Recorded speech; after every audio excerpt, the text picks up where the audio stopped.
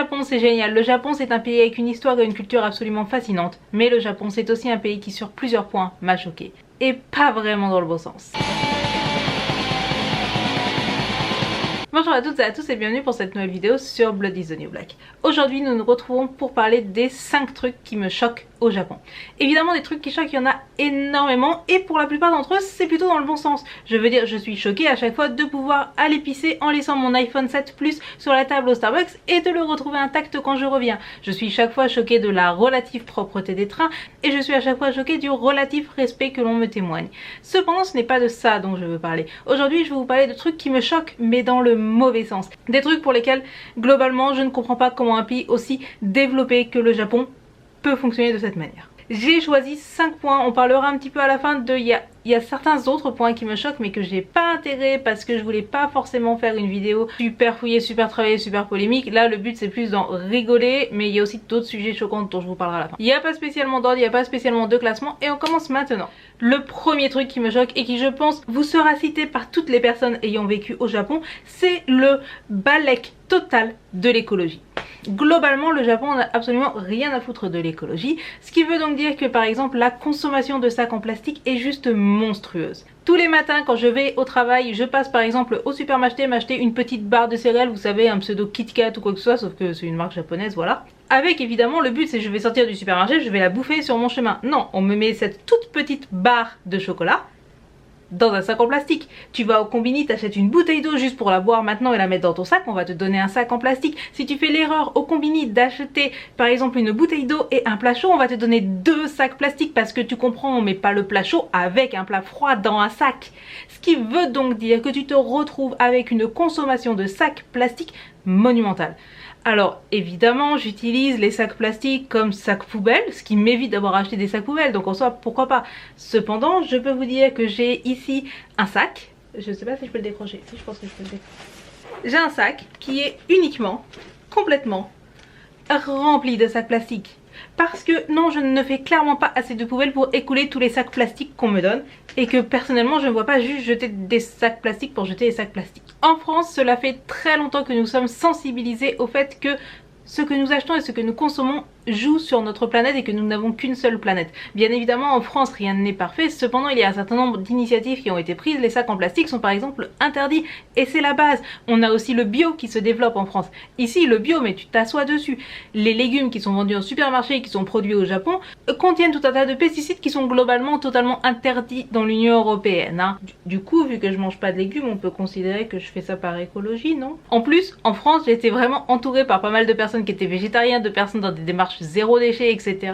Ici, mais rien à battre. Et je dois presque me battre avec le caissier pour lui dire que non, non, daijoubu, je n'ai pas besoin de sacs plastiques. Alors au Japon, certes, il y a plus de tri et le tri est beaucoup plus développé qu'en France, mais globalement, vous ne me ferez pas croire que ça excuse tous les sacs plastiques.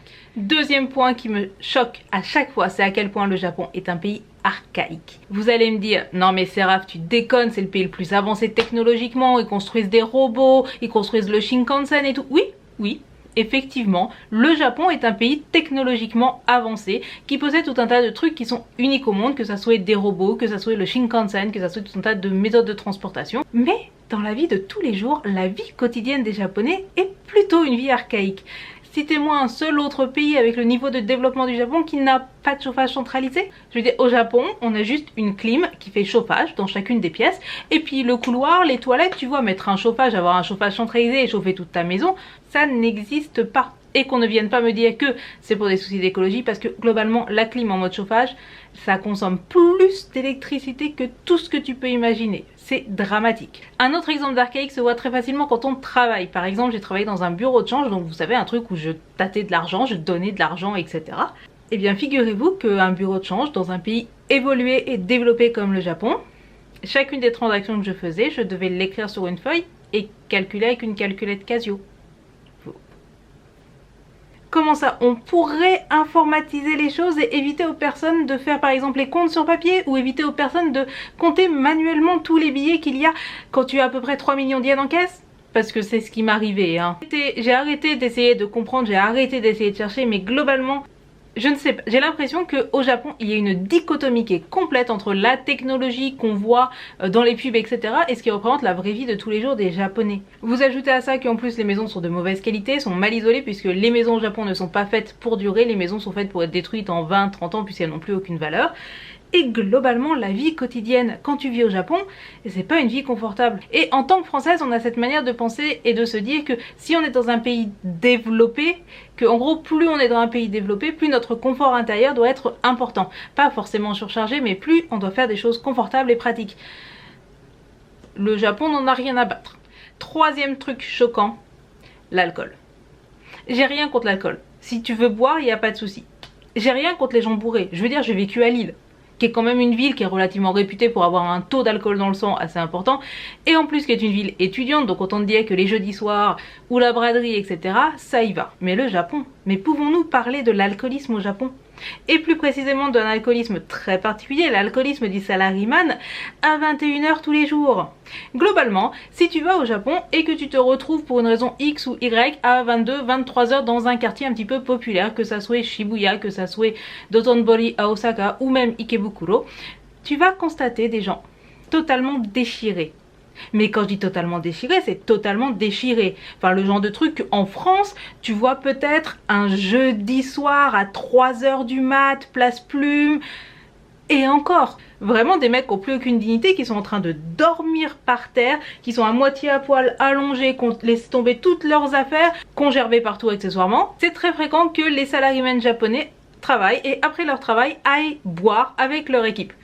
Il n'y a rien de mal à ça et je le faisais aussi en France, sauf que là, on est vraiment dans on boit pour se mettre minable. Sachant qu'en plus les Japonais globalement ne tiennent pas l'alcool, ce n'est pas une légende, c'est parce qu'ils ont une sorte de modification génétique qui font que par exemple ils absorbent aussi assez mal le lait. Chacun fait ce qu'il veut, c'est pas le problème, et en plus généralement le Japonais bourré reste un Japonais relativement respectueux, c'est à dire que c'est pas le genre de mec qui va venir t'accoster dans la rue, te demander si tu baisses pour Ichiman. Ça m'est arrivé une seule fois, c'était en plein après-midi et le mec il était pas bourré. Là où ça devient problématique, c'est que c'est très répandu et que ça rend, comment vous dire, le problème c'est que c'est ultra répandu et que du coup globalement il y a des endroits à Ikebukuro, si je vois qu'il est 22h30, 23h et que je dois rentrer chez moi, je vais faire un détour pour ne pas passer par certains lieux. Tout simplement parce que certains lieux passés une certaine heure deviennent vomiland. Et que honnêtement c'est pas un truc que j'aime voir le soir. Ça veut aussi dire que quand tu prends le train à 22h, 23h, ce qui m'arrivait fréquemment quand j'étais à Osaka et que je terminais tard, tu dois être constamment sur tes gardes parce que tu es entouré de salaryman totalement défoncés et que tu sais pas quand est-ce que le premier va aller gerber. C'est une problématique et en plus je suis quelqu'un de relativement hémétophobe. Du coup autant vous dire que je vis pas très bien cet engouement pour l'alcool et surtout ce qui s'ensuit et surtout ce qui en sort. Et en plus de ça, je trouve ça relativement malsain. On peut dire ce qu'on veut des étudiants en France qui se bourrent la gueule de la place Plume ou de je ne sais quelle place à Lille qui sont voilà machin. Donc moi les étudiants tu vois ils sont étudiants et c'est même pas tous les soirs tu vois. Et ils ont pas une famille avec des enfants à la maison. Japan, voilà. Quatrième truc qui me choque, les adresses. Les adresses de bâtiments au Japon. En France, c'est simple, une ville est séparée en rues et dans chaque rue il y a des numéros. Les numéros vont dans un certain sens, c'est-à-dire au début de la rue c'est le 1 et à la fin de la rue je sais pas c'est le 120. Et d'un côté t'as les numéros pairs, d'un côté t'as les numéros impairs. Cela veut donc dire que globalement les adresses en France c'est un index qui est extrêmement performant puisque si tu sais que tu vas au 52, tu sais que tu es à peu près dans le milieu de la rue et que tu es du côté pair. Et du coup c'est très facile de trouver là où tu dois aller. Au Japon, c'est un petit peu différent. Chaque ville est découpée en arrondissements, qui est elle-même découpée en zones, qui est elle-même découpée en quartiers, des chome. Chaque quartier est ensuite découpé en grands blocs, qui est en lui-même découpé en blocs. Du coup, par exemple, j'habite dans l'arrondissement de Toshima, j'habite plus précisément dans la zone Ikebukuro. J'habite dans le, par exemple, c'est pas ma vraie adresse, dans le 2e quartier, dans le 6e grand bloc, et à l'intérieur de ce 6e grand bloc, j'habite dans le 12e bloc. Sachant que les blocs ne sont pas forcément numérotés par ordre, hein. C'est pas non plus numéroté comme à Paris de manière concentrique. Globalement, les blocs, bah c'est un petit peu l'ordre dans lequel ils ont été construits. Donc bah par exemple, si tu avais le bloc 1, le bloc 2, et qu'au milieu il y a un nouveau bloc qui se construit, bah ça va être le bloc 12, tu vois, logique. Et à l'intérieur de ce bloc, qui représente quand même un certain nombre de maisons, genre 20 peut-être, eh bien tu dois aller chercher juste avec le nom du bâtiment. Il n'y a pas de numéro, il n'y a pas de logique. Chaque bâtiment a un nom, donc généralement, si vous êtes dans une guest house, le nom du bâtiment c'est Guest House Toto, et vous n'avez pas d'autre choix que de chercher tous les maisons de ce bloc et de regarder s'il n'y en a pas une qui s'appelle Guest House Toto. Bien évidemment, certains, tu vois, le nom il est pas trop écrit, le nom il est là-bas, tout là-bas, et tu dois presque rentrer dans la cour pour aller trouver le nom. Bref, trouver une adresse au Japon, c'est un niveau que je ne maîtrise pas et qu'a priori même les Japonais ne maîtrisent pas toujours. Merci Google Maps. Enfin, cinquième truc qui me choque au Japon et qui a presque été l'instigateur et l'origine de cette vidéo, la clope. Je fais partie de ces gens qui en France ont toujours connu la loi E20. Pour moi, fumer dans un lieu public c'est juste une hérésie, c'est quelque chose qui ne se fait pas, c'est quelque chose qui en plus est interdit, c'est quelque chose qui me choque au plus profond de mon être parce que j'ai toujours connu ça. Bien évidemment, si vous êtes plus vieux, si vous êtes né avant la loi E20, peut-être que pour vous c'est différent et que vous vous rappelez d'une époque où vous pouviez fumer au bureau. Moi je la connais pas et je l'ai jamais connue. Au Japon, la loi E20 n'a jamais existé. Au Japon, n'importe quel restaurant est un lieu fumeur, n'importe quel bar est un lieu fumeur. Donc par exemple, vendredi, je suis allée à un bar avec une copine. On a pris une bière, il y avait des yakitori, etc. C'est très bien, le bar était super cool. Quand je rentre, je pue tellement que toutes mes fringues qui étaient propres, il n'y a plus qu'à les foutre au lavage. Et que soit tu te laves les cheveux, soit tu te parfumes parce que tu pues la clope. Est-ce que vous imaginez que dans les trains, il y a des zones fumeurs? Est-ce que, en tant que Française et de ma génération, c'est juste quelque chose qui est incompréhensible? En plus de ça, les cigarettes sont en vente partout. Il y a des distributeurs automatiques de clopes et le prix est super bas. À chaque fois que je vais au Donkey et que je vois les clopes et que je vois les prix, je pense à mes parents qui sont tous les deux fumeurs et je me dis qu'ils seraient tellement heureux de voir un paquet de clopes à 3,50 € les 20 clopes. On est dans un autre délire en termes de clopes. Je ne sais pas si ici les Japonais ils ont un gène qui les préserve du cancer du poumon ou si juste on n'en parle pas ou si je ne sais pour quelle raison il y a un lobby qui est trop puissant, mais globalement ici la clope, mais c'est un fléau. Elle s'en est presque au point où ça me gâche un peu. C'est pas que j'aime pas aller au bar avec des gens, en plus finalement la bière au bar est pas si chère, hein. 3,50 € la pression, c'est à peu près ce que tu vas payer en France. Et en plus de ça, je ne vous parle pas des chambres d'hôtel où tu as le droit de cloper, hein, voilà. Autant vous dire que si tu entres dans une chambre qui a été une chambre fumeur, même si toi tu ne fumes pas, même si soi-disant elle a été désodorisée, ah bah tu y dors peut-être, hein, mais en ouvrant très très grand les fenêtres et puis en pitant ton oreiller de parfum pour que quand tu dors tu sens ton parfum et pas l'odeur de la chambre. Ça m'est arrivé 2-3 fois parce que généralement ces chambres là sont moins chères. C'est pas forcément une économie c'est pas forcément une économie que je recommande, hein. Et voilà qui clôt cette vidéo et qui clôt les 5 trucs qui me choquent le plus au Japon. Comme je vous l'avais dit, il y a d'autres choses qui me choquent au Japon, hein, mais que j'ai pas abordé dans cette vidéo. Il y a 2 sujets particulièrement qui sont un petit peu touchy. Le premier c'est la place de la femme au Japon et le sexisme complet de la société. Alors la France c'est pas parfait, hein. La France il y a plein d'améliorations à faire, mais comment vous dire que le Japon, eh bah on se pose un peu là. Et le deuxième point qui moi me choque mais sur lequel je n'arrive pas vraiment à avoir une opinion définitive et donc la raison pour laquelle je n'en parle pas parce que je sais pas encore ce que j'en pense, c'est la prostitution. La prostitution qui au Japon est extrêmement répandue, qui a clairement pignon sur rue malgré une soi-disant interdiction.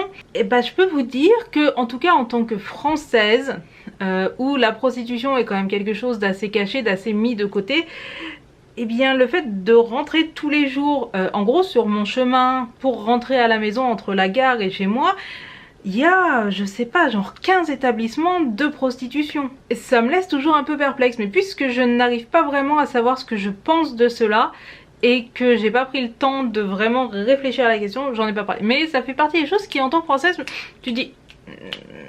c'est bizarre quand même, tu vois. Bref, voici ce qui me choque en vivant au Japon. Et vous, si vous êtes venu ici en vacances ou si vous y vivez, dites-moi quels sont les trucs qui vous choquent, quels sont les trucs qui vous font tiquer. Bien évidemment, si vous avez envie qu'on aborde un peu plus des sujets de société du Japon, n'hésitez pas à me le dire en commentaire. Si cette vidéo vous a plu, n'oubliez pas de laisser un petit pouce bleu, soit de vous abonner, soit de la partager. Tout le tralala habituel. N'oubliez pas que la semaine prochaine c'est la FAQ pour fêter les 5000 abonnés, donc j'attends toutes vos questions dans les commentaires, sur les réseaux sociaux, etc. et je compte sur vous pour faire que la vidéo FAQ soit une vidéo drôle. Vous avez jusqu'à dimanche prochain, puisque c'est dimanche prochain que je tournerai la vidéo, pour me laisser toutes vos questions. N'hésitez pas à me dire en commentaire ce que vous pensez de ces certains points, notamment par rapport à l'alcool, par rapport à la cigarette. Est-ce que vous aimeriez qu'en France on revienne à avant la loi Evin? Est-ce que vous aimeriez pouvoir craquer votre clope avec votre bière au plein milieu d'un bar? Dites-moi tout ça. Si vous vivez dans un autre pays que la France, dites-moi aussi quels sont les trucs qui vous ont choqué quand vous êtes arrivé dans votre nouveau pays d'adoption. En attendant la prochaine vidéo qui sera le vlog hebdomadaire de dimanche, n'oubliez pas d'allumer la lumière, prenez soin de vous et à très bientôt. Tchuss!